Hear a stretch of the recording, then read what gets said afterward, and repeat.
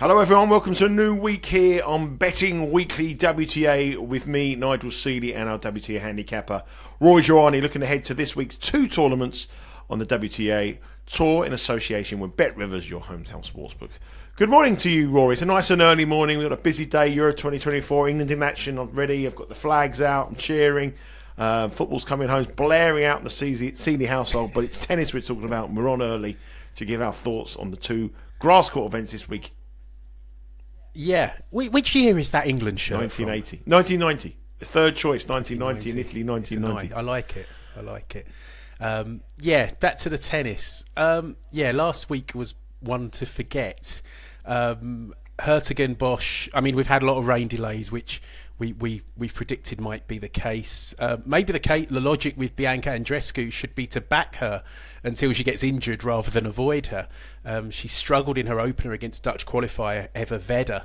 Then she came through a close one with Naomi Osaka. Forever and Vedder you'll be... Sorry.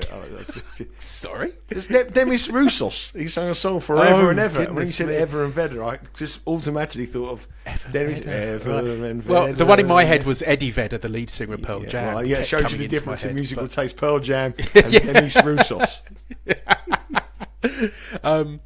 But yeah, Andreescu came through a really close one with Naomi Osaka in the quarterfinals, and then she brushed aside the week's surprise package, Dalma Gauff from Hungary in the semis. So she's into the final later against Lyudmila Samsonova, who beat Ekaterina Alexandrova this morning in their much delayed match. Nottingham, that's still going. I don't know what's happening there. I was a bit annoyed about this one actually, because my pick, Aisling Kruger, she was love 30 up with Francesca Jones serving to stay in the match in the third set at 4-5. Jones hit an approach which was clearly long, but there's no video review at Nottingham. She won the point, held serve, broke to lead 6-5. At 30 all, the rain started falling, so they had to come back the next day. Kruger blew a break point, and then Jones closed it out, and then she pulled out of her quarterfinal with Emma Raducanu. So that was more than a bit frustrating. Of course, there was Hawkeye at Hertigan Bosch. You had quite a few players complaining at Nottingham even before that particular incident, but this makes zero sense. You know, these are some of the quickest conditions on the tour, and you don't have video reviews. It's just farcical, really. Anyway, at Nottingham, Ons Jabeur was held up by the weather, but Karolina Pliskova knocked her out thanks to her serve. As I said last week, you know, if someone's holding their serve every time, they're going to be hard to beat. And that's been the case with Pliskova. I think she's playing her semi-final about now because they're just way behind with the weather. So, you know, my picks didn't perform. The big names also struggled. You know, grass, very much an unknown quantity for several players. So we move on to this week and Berlin. Yeah, there is two tournaments this week. There is the big one in Berlin, which Rory's mentioned there, the WTA 500 event, which has got a real good field. We're going to come on to break that down in a minute. There is also a WTA 250 in Birmingham in the UK, and as Rory said there, we're recording this on Sunday morning UK time, very early in America as well, and we still haven't got through the semi-finals in the tournament in Nottingham. So that meant that Bet Rivers have been delayed to put their odds out to win the tournament in Birmingham, because more or less the same players who are competing will be competing in this week in Birmingham as well. So there is a delay on the odds there. By the time this goes live, which will probably be on Monday morning or Sunday evening, the odds will probably be available. So what we're going to do today is we're going to focus all our attention on Berlin, the big one, the 500. We'll look at the draw in the 250 and we'll give some leans and some sort of players that we think could progress. But we do not have any odds at the moment of time of recording, so you're going to have to head across to Bet Rivers to find out all the latest odds. These are early starts as well. This tournament in Berlin starts at 4 a.m. Monday with the first set of matches, and it is a great field. Before we go into the runners and riders and look at the players who you like, Rory, on the betting with Bet Rivers, what are the conditions like here? It's quick. It's obviously it's grass, but is it as quick as the grass court surfaces that we're used to, or is it a slow grass? It's quick, really quick. Last year, Berlin had the fastest conditions, bar none, when it came to service hold percentage last year at 76.5. you can compare that to Wimbledon's 70.4, so a good till quicker. Not as quick on the first serve win percentage scale, but still 66.1. It's on the faster end of the spectrum. The weather looks pretty good on the whole, mid 70s up to early 80s Fahrenheit, although Tuesday could be delayed a bit by the rain, and Friday might have some disruptions, but nothing like what we saw this week in the Netherlands or in England. Past winners, tends to go to grass court specialists. We had last year Petra Kvitova beat Donna Vekic in the final. In 2022, Ons Jabeur defeated Belinda Bencic, who had to retire hurt. That year, Jabeur beat Coco Gauff in the semis, with Bencic outlasting Maria Sakkari. 2021 was the inaugural tournament. Ludmila Samsonova beating Bencic in the final, and when she won that, she became everyone's dark horse for Wimbledon.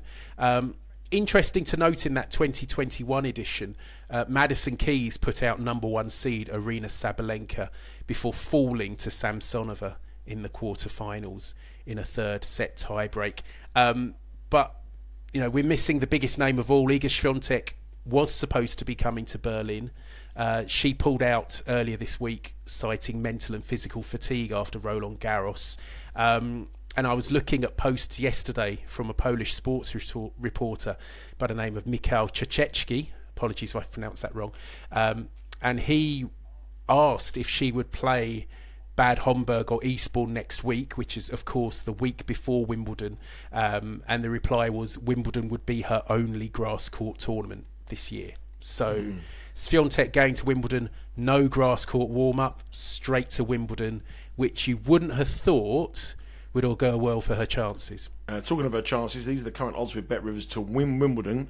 She is the third favourite at plus 350 behind Sabalenka, the tournament favourite at plus 280. Rybakina is obviously the Wimbledon, or has won Wimbledon before, plus 335, and Coco Gauff is 7. Naomi Osaka 10, Ons Jabeur 14. And 5 of those 6 women, the top end of the market at Wimbledon, are playing in this week, and it's only the Swiatek, the number one in the world, who's decided not to play here and will come to the grass courts cold. Let's move on to this week, and I said it's a really nice field. There are some really good big players there. It's it's quite rare to see a tournament of this calibre a couple of weeks before a major, but it's quite refreshing to see this as well. A lot of people going there to get some grass court form under their belts. And let's have a look at the draw. And the one thing about this draw, as soon as I saw it, it is heavily weighted in the bottom half of the draw. The bottom half of the draw is stacked. The top half of the draw, you can make a case for 2 or 3, but the bottom half of the draw is very hard to see who's coming through. So before we go on to the odds, these are the players in the top half of the draw and the seedings if it goes to the seedings. As we say every week on this show, it never usually goes to the seedings. But if it did go to the seedings, it would be Gauff against Jabeur in Q1.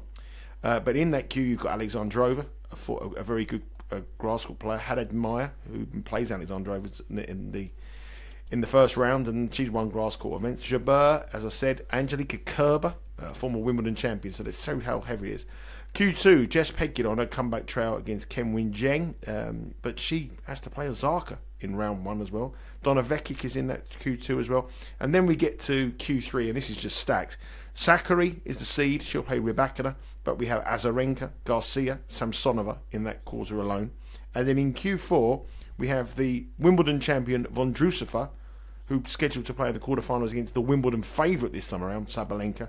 And you have Kostyuk, Kasatkina, Kanevskaya, and a lot of qualifiers who've got to go in there as well. And there's some good qualifiers as well. So this is a real top draw, Rory.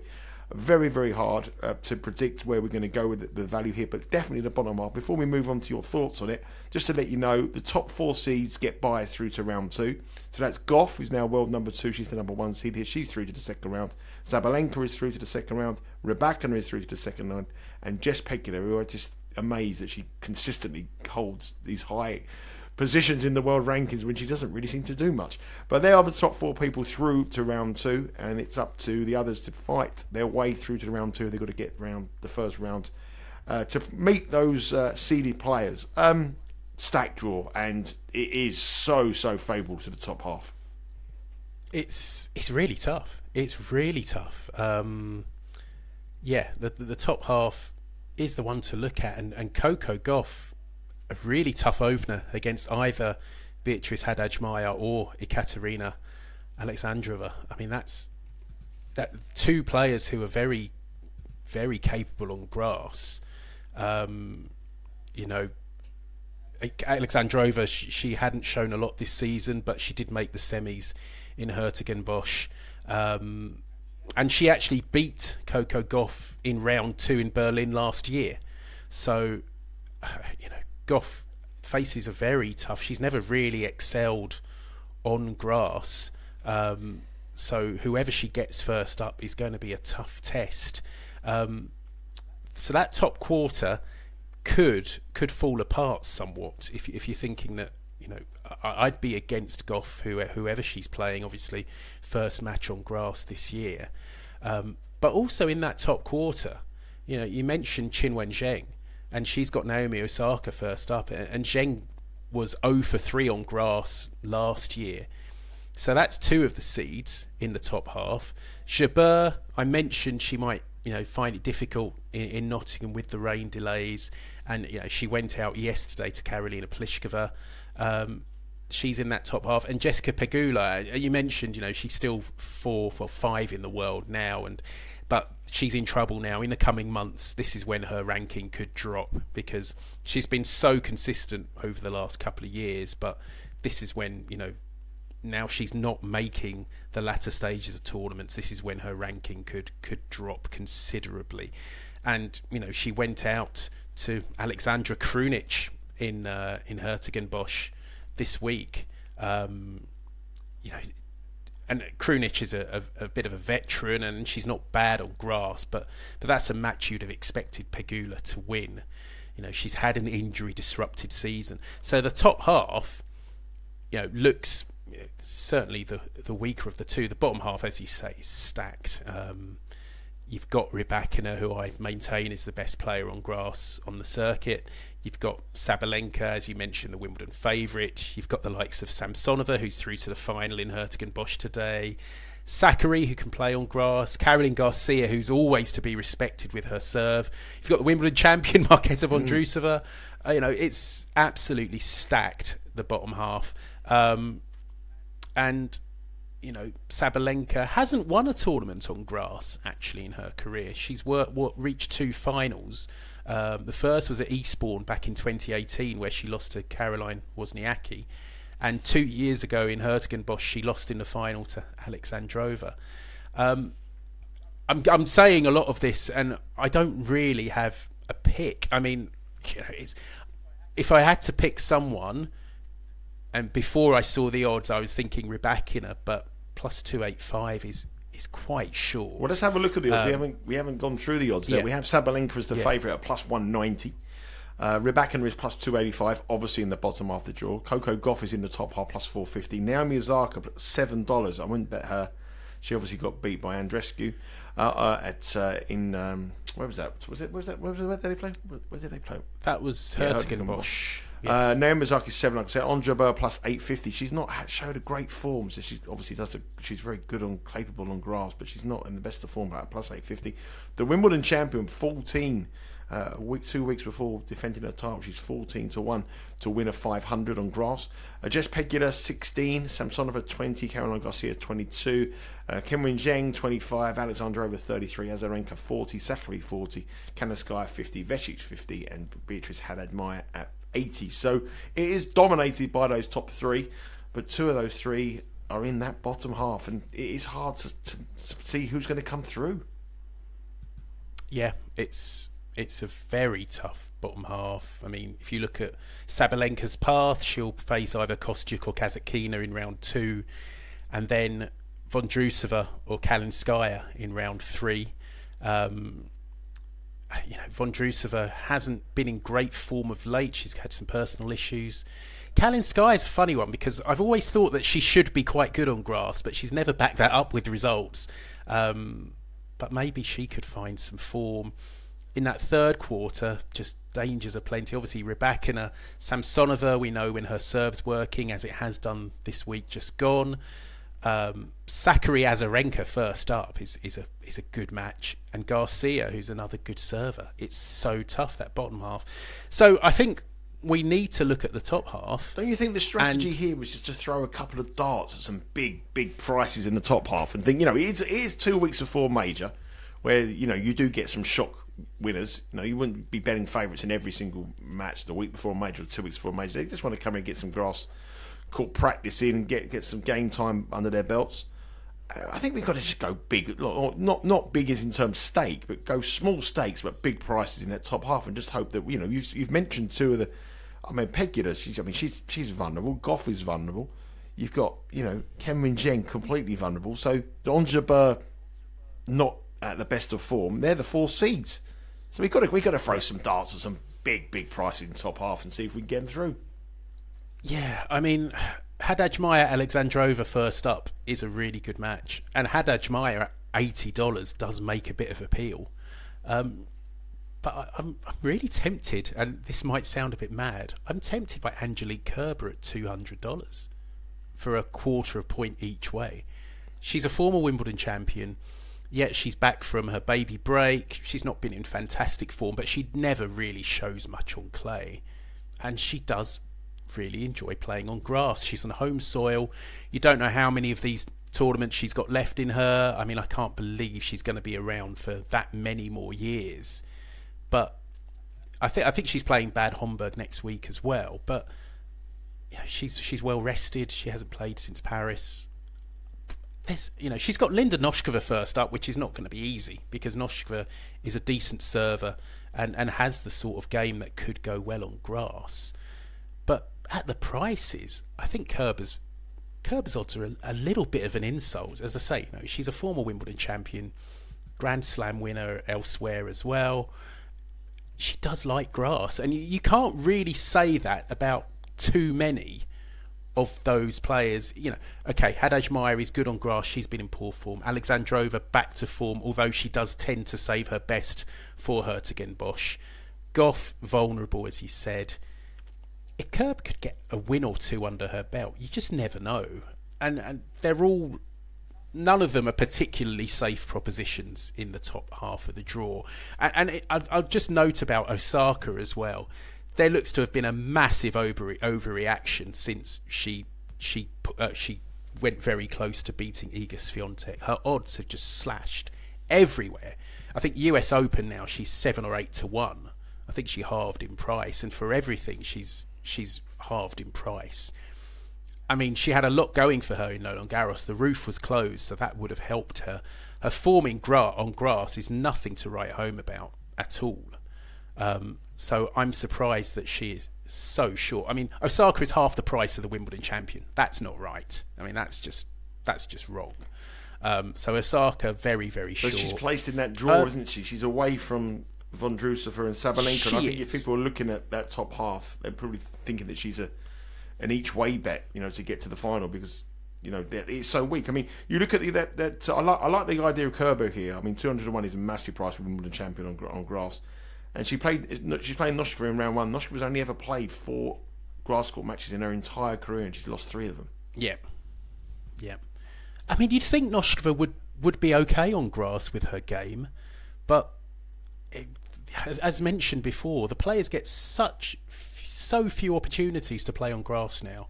This is, for many of these players, this will be the last grass court tournament, first and last grass court tournament before Wimbledon, because next week is the week before the Slam. So, this is going to be it. And, we mentioned with Swiatek, she's not going to have any warm-ups before Wimbledon. So they don't get much opportunity to practice, to play competitive matches on grass. So for someone like Kerber, who does have plenty of experience on grass, and she's on home soil, she'll have a lot of support. I just think $200 is too big. I was very tempted to do a Kevin Pullen and just not bother with this week, but I think Kerber at 200 is a big price. Kevin Pullen, for the American people watching this, was a sports journalist in our betting newspaper called the Racing Post. He was a soccer correspondent. He used to write a big column. Everyone used to read it, and at the bottom of it, pretty much regularly, would say, "Conclusion: no bet." So we can't have a conclusion, no bet on this show. We've gone for Angelika Kerber at small. I quite like that. I also think in play, whoever comes through Haddad Maia against Alexandrova could beat Gauff.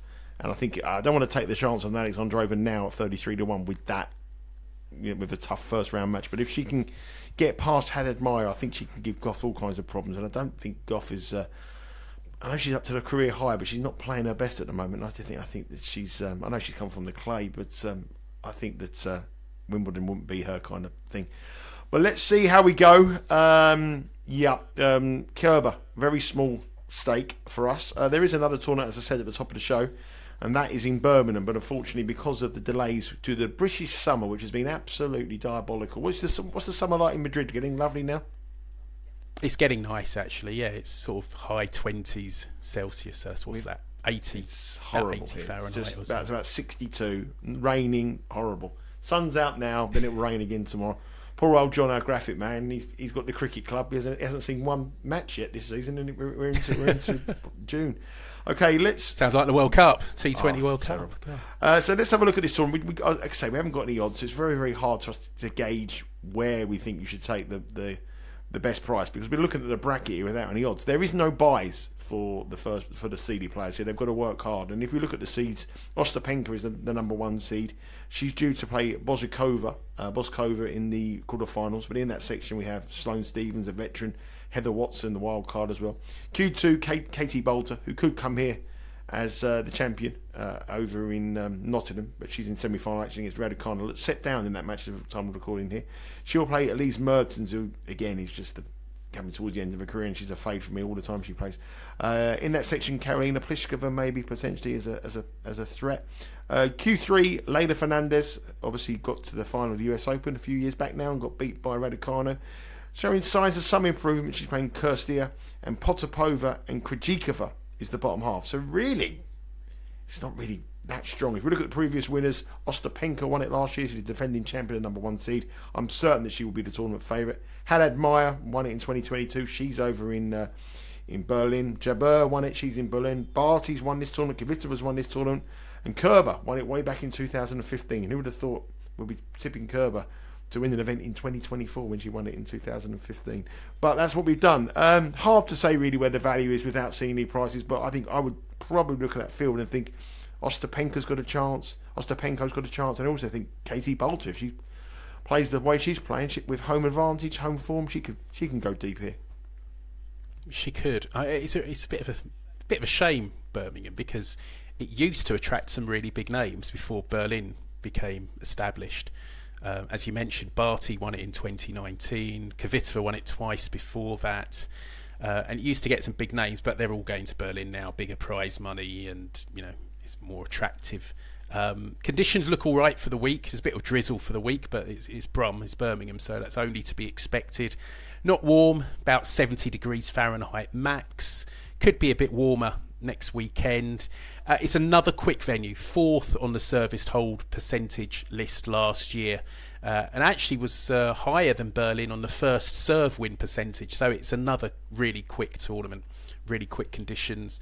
Ostapenko Krejcikova was the final last year, seeded to meet in the final again. They're 1 and 2 seeds, but the Czech's been in poor form of late.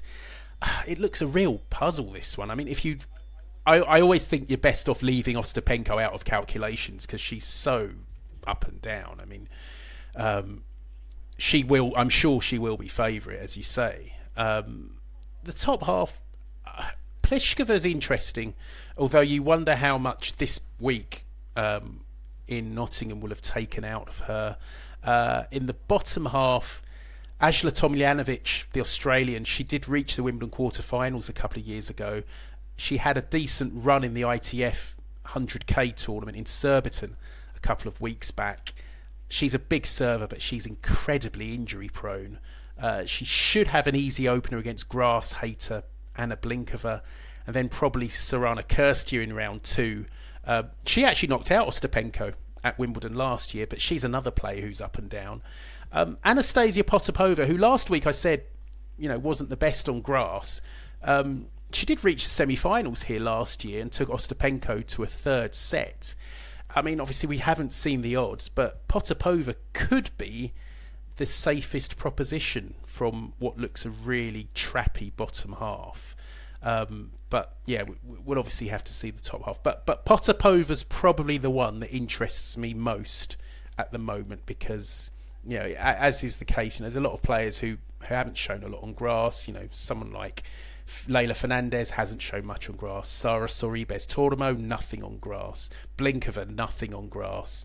Bronzetti and Freck, very little on grass. So, you know, that bottom half could be one for someone at a big price. Yep, Potapova could be the girl to come through in the bottom half of the draw. There's some question marks to be answered about Pliskova and also Bolter, who could be the final. It could be the final in Nottingham. We don't know when that's going to be. The semi-finals that haven't been concluded yet, but it could be Pliskova against there. So they're going to be a little bit tired. Not much travelling, but going deep in a grass court tournament. You don't really want to peak too early of Wimbledon just around the corner as well. So there's a lot of people here who you would question about, some market leaders that you think they really want to put it all in. But Potapova for Rory, head across to the Bet Rivers website at any stage on Monday. I'm sure there'll be outright markets available on this Birmingham tournament, if it does stop raining, if it ever stops raining over here in the UK.